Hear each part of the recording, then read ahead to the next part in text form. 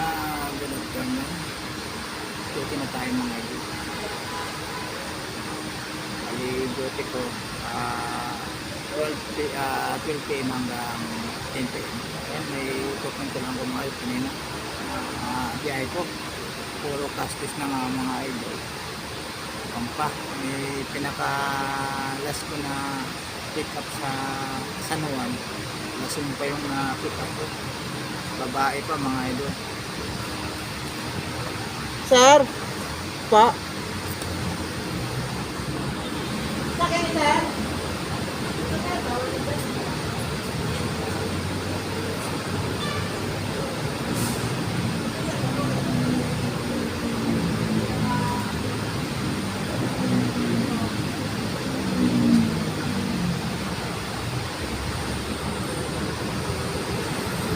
Yan mga idol, bakto kakain.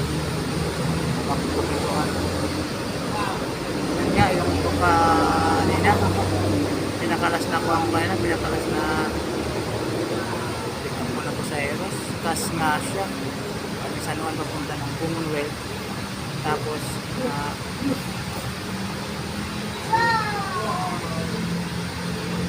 yan babae. Ngayon po natin. Kung mga idol. Sa kayo na, akala ko hindi lasing. Ngayon, pagbiyahe ko na lang, nakaramdam ako kasi tulog ka agad. Tulog ko siya, mga ilang pa lang, ilang metro pa lang namin, mga nasa 9 kilometers. Tulog ko. Ngayon, nandito ako mga idol. Kaya nang gusto naman, ma'am, sakayan lang kayo sa iba, mag-taxi na lang kayo kasi kayo, matulog kayo sa biyahe, mahulog po kayo, ma'am. Sagutin ko pa. Sabi niya, hindi naman daw sa lasing. Okay. Saka ayaw mo pa eh. Kaya yun. Niyaya ko. Yan, hanggang talaga. Buti ay kami, may stoplight. May stoplight, naka-stop tulong. Isip ko naman, siyempre, cargo ko yung mga anong mangyari doon. Ngayon, nagsabi siya kay madam na babaan lang silang ng circle. Kasi may mga bus, papunta siya ng Kwan eh. Ang dapat location niya sa may Commonwealth lang. Ipapunta pala siya ng Fairview. Kaya yun, nagsabi siya sa kanya na bumaba na ng circle. May marami ng bus dyan. Kaya lang siya. Yan, parang di pa siya pumapayag. Biyahe lang daw, okay lang daw. Dati naman na yung sinabi ng mga idol, malapit naman sa circle, sabi niya, susuka daw siya, magbas na lang. Nag-request na siya, sabi ko, binaba ko na lang sa suka. Circle, tapos ngayon, sabihan niya ako kung magkano, sabi ko, ma'am, ikaw na bahala kasi hindi naman tayo nakabot ng drop ko. Binigyan ako ng 100.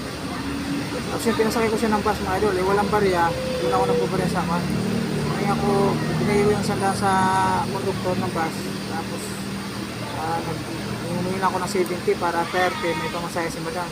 Sana, yung konduktor na yun, dapat hindi na pumasaya si madam kasi medyo lasing eh. Yun lang. Wala, nakakatuloy si madam eh. Okay, nakakatulong sa likod ko. Kaya sa mga rider, diba?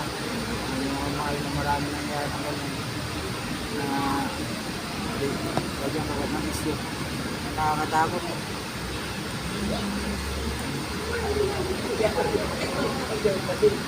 May ko naman ako yung mga nag-video naman ako para dun sa kaligtasan. Dapat yung mga rider, alam nyo na kung lasing siya. Kasi hindi natin alam yung mga tao, siraan ka, kahit hindi mo naman kuha sabihin, nawakan ka, siya na parte ng baka ng sila na bagong katawan, kaya ay natuto na ako sa mga nangyari sa mga katropa natin mga idol, katrupang rider. Marami nangyari na ganyan.